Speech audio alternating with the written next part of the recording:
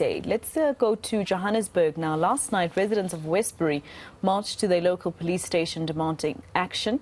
This after 2 people were shot and killed in the area. The community waited outside for hours demanding to speak to police leadership about its plans to protect the community. Let's go to our reporter Pule Letshwiti-Jones, who's there for us. He's covering the story. Pule, this is not the first time that the community of Westbury has complained about the very same issue. At some point, there were even some very violent protests that lasted up to 3 weeks. What is the issue this time? I wonder what police are saying the excuse is this time, why they aren't able to keep them safe. Well, as far as I understand, my colleague Aviu Mtila was with the Provincial Commissioner, Elias Mawela, who he asked questions regarding what are some of the solutions that will be imposing in this community to ensure a very long-lasting temporary plan to fighting crime in Westbury, particularly addressing the issue of gangs in this area, in which the end result is always innocent people being caught in the crossfire. But as far as we also understand, residents are also now moving once again to the Sapphire Town Police Station, where they've called onto the Provincial Commissioner, Elias Mawela, to come and address them and give them some bit of hope as to what will be the plan to fight crime in this area. You'd remember in 2018 there was unrest in this community just after the death of old lady Heather Peterson as well, who was shot with her niece and were caught also in the crossfire. Later on in 2022, I think around July, if I stand to be corrected, those who were apprehended by the police officials were then convicted and sentenced into prison life. And as far as we understand, it seems as though this once again has carried on, and innocent people are in danger, their lives are in danger, and residents continue to reel from these actions. I'm joined now by one of the mothers here who lost her son in such a similar pattern as well, of a crossfire. Mum, thank you very much for joining us. This is very devastating news. I mean, your son had a very bright future. I heard you when you were talking to the community as well. How do you feel about this?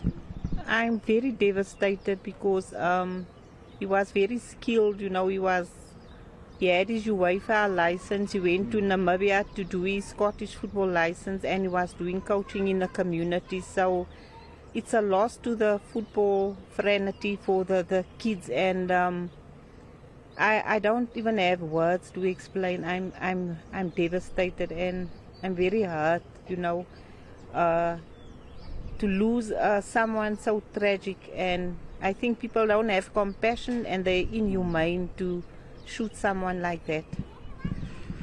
Ma, if you can just tell a viewer right now who is following up on the story, what had happened? What happened for him to be, to be caught in this crossfire?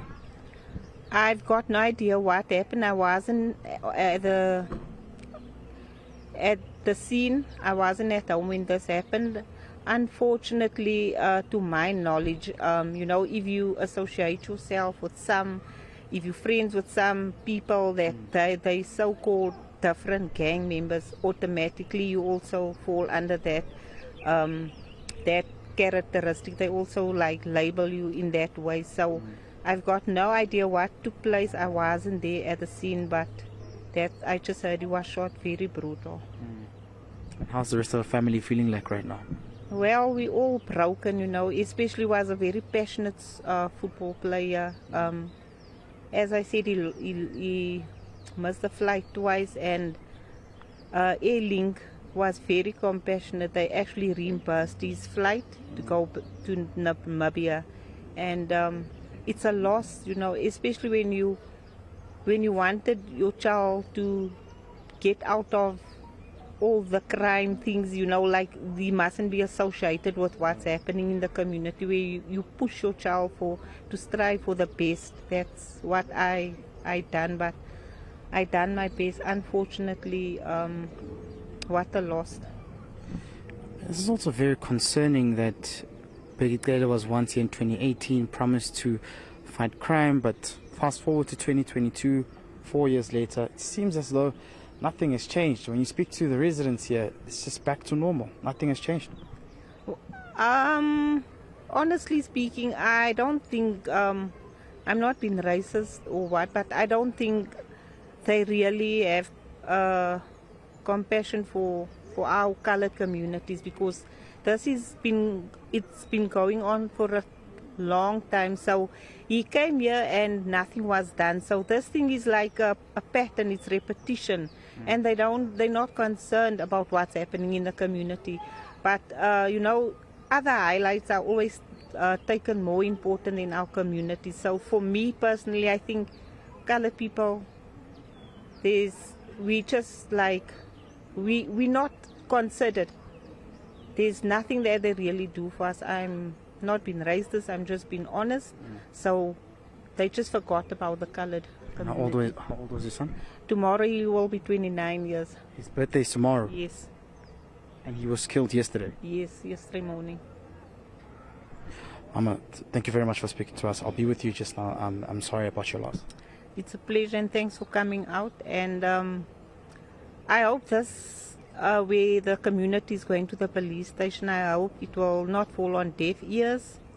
I hope government will step in and not marginalize the colored communities, because it's sad, to lose children, to lose a father, to lose a mother.